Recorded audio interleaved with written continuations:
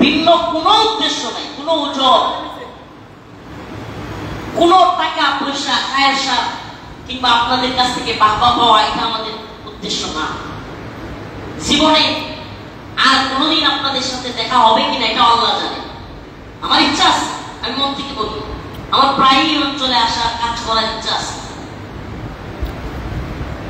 এই অঞ্চলের মানুষের অন্তরে ওই ধারণাটা তৈরি করে দেয়া যে তুমি মুসলমান, তুমি একমাত্র আল্লাহর গোলামি করবা, পৃথিবীর কোন জালেমের, পৃথিবীর কোন ভিন্ন ধর্মের কাফেরদের গোলামি করবার জন্য তোমার আল্লাহ তোমাকে দুনিয়াতে পাঠায়। এই কথাটা ভালোভাবে অন্তরের মধ্যে গেঁথে রাখে। আমরা কার গোলাম? আমাদের রবকে। ইন্নাল্লাযীনা ক্বালু রাব্বুনাল্লাহ, ইন্নাল্লাযীনা ক্বালু রাব্বুনাল্লাহ সুম্মা ইসতাকামু তাতানাজ্জালু আলাইহিমুল মালায়েকা আল্লা তাখাফু ওয়া লা তাহজানু ওয়া আবশিরু বিল জান্নাহ। আল্লাহ রাব্বুল আলামিন বলেন, ইন্নাল্লাযীনা ক্বালু রাব্বুনাল্লাহ, যারা বলবে আমার রব একজন, কয়জন? তিনি কে? রাব্বুনাল্লাহ সুম্মা ইসতাকামু, এবং এই কথার উপর অটল অবিচল থাকবে।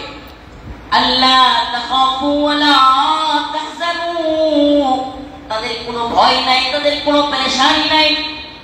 ওয়া আবশিরু বিল জান্নাহ, তাদেরকে আল্লাহ পাক রব্বুল আলামিন জান্নাতের সুসংবাদ দিয়েছেন। জান্নাত,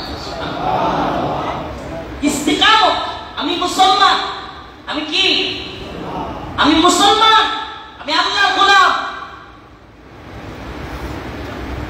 আমি কোন কাফিরের, মুশরিকের, কোন তাগুতের, জালেমের গোলামি করতে দুনিয়ায় আসিনি। প্রয়োজনে আমি শহীদ হব, প্রয়োজনে আমি মারা যাব, কিন্তু গোলামি করবো কার? আল্লাহ।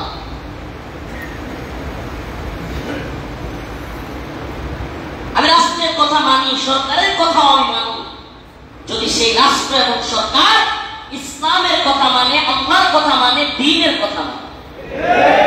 কিন্তু আমার উপর এমন কোন আইন, এমন কোন নীতিমালা, এমন কোন কানুন চাপায়া দিবে যেটা ইসলামের সাথে যায় না, আমার স্বাধীনতার সাথে যায় না, আমার সার্বভৌম আল্লাহ একত্ববাদের হকের সাথে, অধিকারের সাথে যায় না, ওই আইন, ওই কানুন, ওই নীতিমালা চাপায়া দিলেও আমি আপনি মানব।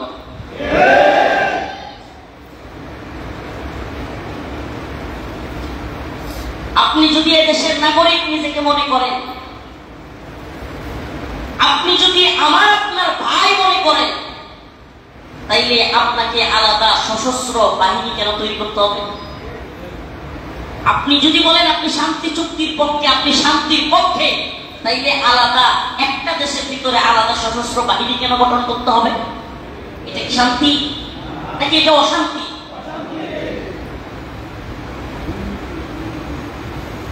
وَإِذَا قِيلَ لَهُمْ آمِنُوا كَمَا آمَنَ النَّاسُ,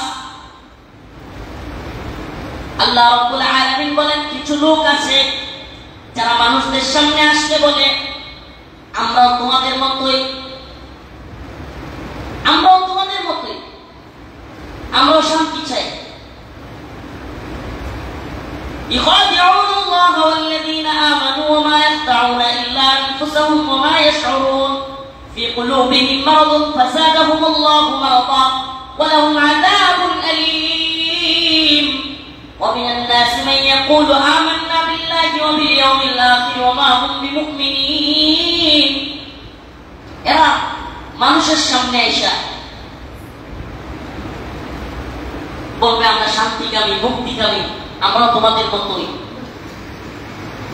আল্লাহ রাব্বুল আলামিন বলেন, যখন তাদেরকে বলা হয় ইযা কিলা লাহুম লা তুফসিদু ফিল আরদ, তোমরা জমিনের মধ্যে ফিতনা ফাসাদ সৃষ্টি করিও না, মারামারি করিও না, এরা বলে ক্বালু ইন্নামা নাহনু মুসলিহুন, আরে আমরাই তো সবচেয়ে বড় শান্তিকামী।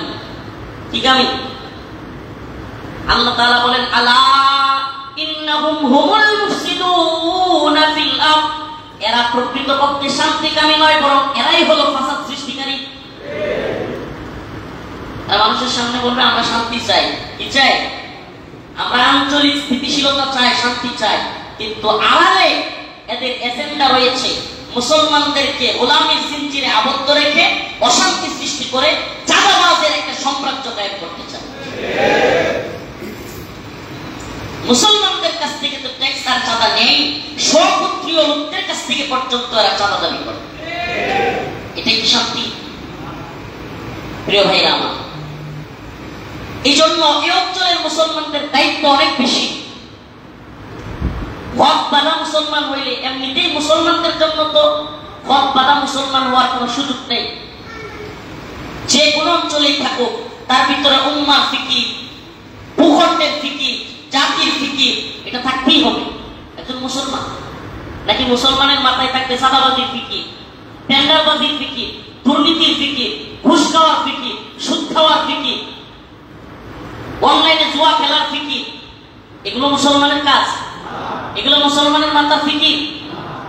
মুসলমান চিন্তা করবে আমি কিভাবে নিজে নামাজি হইতে পারবো, আমি কিভাবে নিজে দিনদার হইতে পারবো, আমি কিভাবে জান্নাতে যাইতে পারবো, আমার পাশের বাড়ির কিংবা আমার আশপাশে যারা আছে তাদেরকেও কিভাবে নামাজি বানাইতে পারবো। এটা না হবে মুসলমানের ফিকির।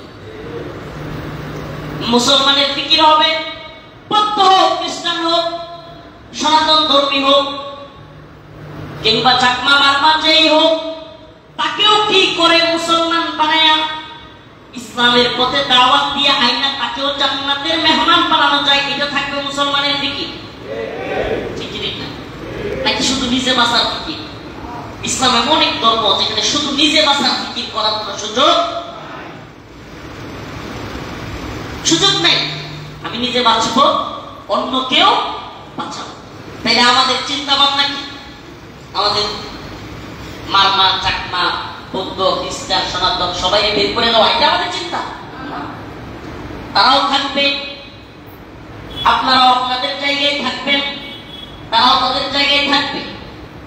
তাদের জমি আমরা দখল করবার কথা বলি না, তাদেরকে আমরা মেরে ফেলবার কথা বলি না। ইসলামও সেটা আমাদেরকে বলে দেয় না। তবে এমন একটা সমাজ হবে যেখানে জুলুম থাকবে, আল্লাহর ভয় থাকবে। যে সমাজের মধ্যে সেনাবাহিনী আইসা, অমুক বাহিনী তমুক বাহিনী আইসা নিরাপত্তা দেয়া লাগবে না। যে সমাজের মধ্যে এমনিতেই সমস্ত ধর্মের মেয়েদের, সমস্ত ধর্মের মা বোনদের নিরাপত্তা থাকে। কিন্তু বাস্তবে আমরা কি নিরাপত্তা দেখতে পাই? বরং আমি এই এলাকায় ঢুকার পরে যতটুকু শুনলাম যে আল্লাহ না করো এই পার্বত্য অঞ্চল নিয়ে জাতীয় আন্তর্জাতিক চক্রান্ত বড় ভয়াবহ।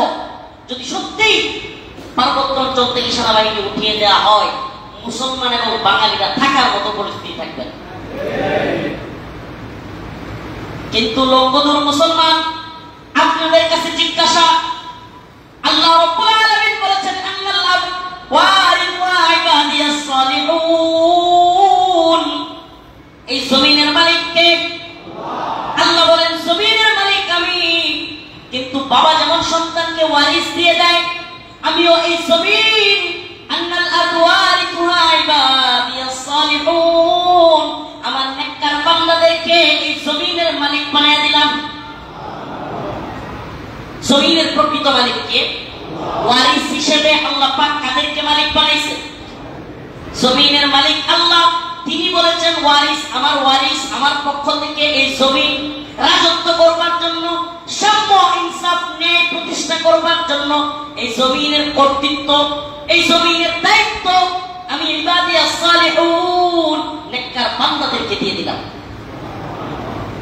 কোন জালিম কি সমাজে ন্যায় প্রতিষ্ঠা করতে পারবে? কোন কাফের সমাজে ন্যায় প্রতিষ্ঠা করতে পারবে? কোন জালিম, কাফের, কোন তাগুত মুসলমান ব্যতীত সমাজের মধ্যে ন্যায় ইনসাফ প্রতিষ্ঠা করতে পারবে? কেন পারবে না? কারণ তাদের ধর্মেই তো ইনসাফ নেই। কি বললেন? যদি কোন পণ্ডিত থাকে, যদি কোন লেকচারার থাকে, যদি কোন তাদের লোক থাকে, মুসলিমদের দায়ীদের সাথে, আলেমদের সাথে বসো, বসে কথা বলো। যদি তুমি তোমার ধর্মের ইনসাফ করতে চাও, তাওরাত এবং ইনজিলের কথা মানো, তাহলে তোমাকে মুসলমান হয়ে যেতে হবে।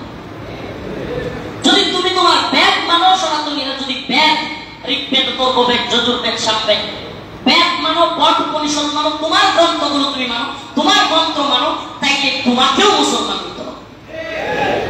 সুবহানাল্লাহ। আল্লাহ পাক এমন এক ধর্ম আপনাকে আমাকে দিয়েছেন, যে ধর্মে পূর্বের ধর্মগুলোতেই এই ধর্মের সত্যায়নের কথা বলা আছে। সুবহানাল্লাহ। অন্য ধর্মে